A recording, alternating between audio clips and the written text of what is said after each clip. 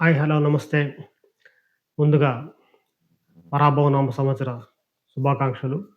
మీరు మీ కుటుంబంతో ఆనందంగా, సుఖ సంతోషాలతో, అష్టైశ్వర్యాలతో జీవించాలని, ఈ సంవత్సరం మీకు అనుకున్నది మీరేమనుకుంటున్నారో అది సాధించేకే అవకాశం ఇవ్వాలని ఆ దేవుడిని ప్రార్థిస్తున్నాను.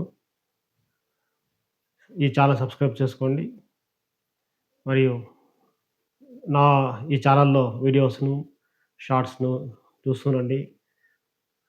అండ్ మీ ఫ్రెండ్స్‌కు, మీ ఫ్యామిలీ సర్కిల్‌కు షేర్ చేయండి. వాళ్ళు సబ్స్క్రైబ్ చేసుకోమని చెప్పండి.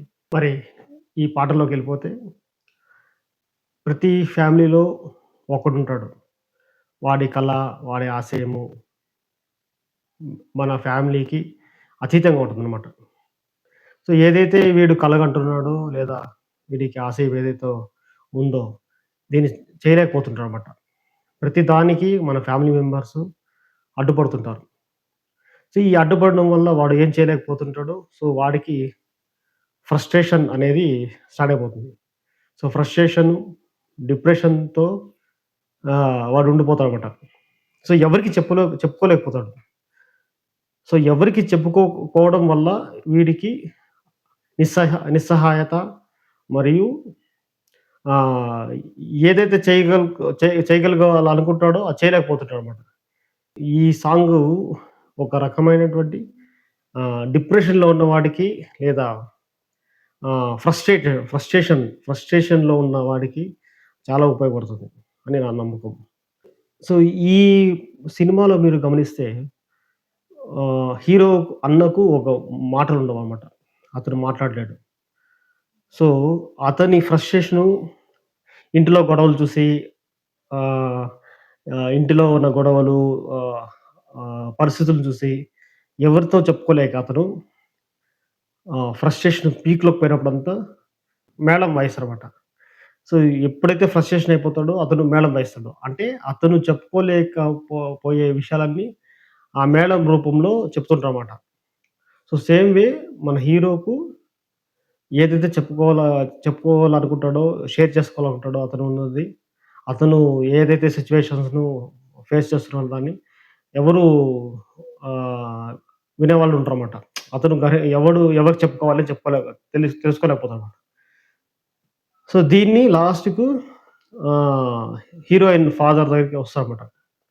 హీరోయిన్ ఫాదర్ దగ్గరకొచ్చి ఇలా ప్రాబ్లమ్స్‌లో ఉన్నాను అని చెప్పేసి ఆయన అడిగితే ఏం ప్రాబ్లము? ఇలా ఉంటే అప్పుడు చెప్తారన్నమాట. సో, దాన్ని ఈ పాట రూపంలో బిట్వీన్ హీరోయిన్ తండ్రి అండ్ హీరోకు మధ్య ఉన్న పాటలాగానే తీసుకొచ్చారన్నమాట. ఒంటరిగా దిగులు పరువు మోయబోకు నేస్తం. మౌనం చూపిస్తుందా సమస్యలకు మార్గం. కష్టం వస్తేనే కదా గుండె బలం తెలిసేది. దుఃఖానికి తల వంచితే తెలివికింక విలువేది. మంచైనా చెడ్డైనా పంచుకోను మేలైనా. ఆ మాత్రం ఆత్మీయతకైనా పనికిరానా. ఎవ్వరితో ఏమాత్రం పంచుకోను వీలు లేని అంతటి ఏకాంతమైన చింతలేమిటండి. సో, ఇది హీరోయిన్ ఫాదర్ అడుగుతారన్నమాట. సో, ఏది బరువుని ఒంటరిగా మోయకు. ఏదైతే నువ్వు ఆహ్, ప్రెషర్‌గా ఫీల్ అవుతున్నావో లేదా కష్టమని ఫీల్ అవుతున్నావో దాన్ని నీ నువ్వు మాత్రమే మోయకు. 10 మందికి కూడా షేర్ చేసుకో. సో, షేర్ చేసుకోవడం వల్ల ఉపయోగమవుతుంది అని చెప్తున్నమాట. కష్టం వస్తేనే కదా గుండె బలం తెలిసేది. దుఃఖానికి తల వంచితే తెలివికింక విలువేది. సో, ప్రతిసారి మనం దుఃఖంగానే ఉంటే, కష్టం వచ్చినప్పుడంతా దుఃఖంలో ఉంటే మనకు ఉన్న తెలివికి, ఆ కాన్షియస్‌కనే దానికి వాల్యూ ఏముంటుంది. సో, ఆ కష్టాలు ఎలా ఓవర్‌కమ్ కావాలనేది మనం ఆలోచించాలి. అది వదిలేసి మనం ఏడుస్తూ కూర్చుంటే తెలివికి విలువ ఎక్కడుంది అంటాడన్నమాట. సో, అప్పుడు చెప్తాడు హీరో. చెప్పాలని ఉంది, గొంతు విప్పాలని ఉంది అని. సో, కోకిలల కుటుంబంలో చెడబుట్టిన కాకిని అని, అయినవాళ్ళు వెలివేస్తే అయినా నేనే కాకిని, ఏకాకిని. కోకిలల కుటుంబంలో చెడబుట్టిన కాకిని అని, అయినవాళ్ళు వెలివేస్తే అయినా నేనే కాకిని. చెప్పాలని ఉంది, గొంతు విప్పాలని ఉంది. సో, కోకిల మామూలుగా నేచర్‌లో కోకిల ఏం చేస్తుంది? కోకిల గుడ్లు తీసుకెళ్ళి కోకిల గుడ్డు పెట్టినప్పుడు తీసుకెళ్ళి కాకి గూడులో పెట్టేస్తదన్నమాట. సో, నేచర్‌లో సో, కాకి కొద్ది రోజుల తర్వాత ఆ గుడ్డు పొదిగిన తర్వాత కాకికి తెలుస్తుంది. ఓహ్! ఇది కాకి ఫ్యామిలీకి సంబంధించిన గుడ్డు కాదు. కోకిలదని. సో, అంటే కోకిల పాడగలుగుతుంది. ఈ కాకి కావు కామంటుందంతే. సో, దీన్ని తీసుకొచ్చి ఈ పాటలో పెట్టారు. "ఉన్న కబోదిలా చెవులు ఉన్న బదిరుడులా నూతిలోని కప్పలా బ్రతకమన్న శాసనం. కాదన్నందుకు అక్కడ కరువాయెను నా స్థానం." సో, ఇంట్లో స్థానం లేక బయట తరిమేసారన్నమాట ఫాదర్. సో, ఇది చెప్తున్నాడు. హ్మ్.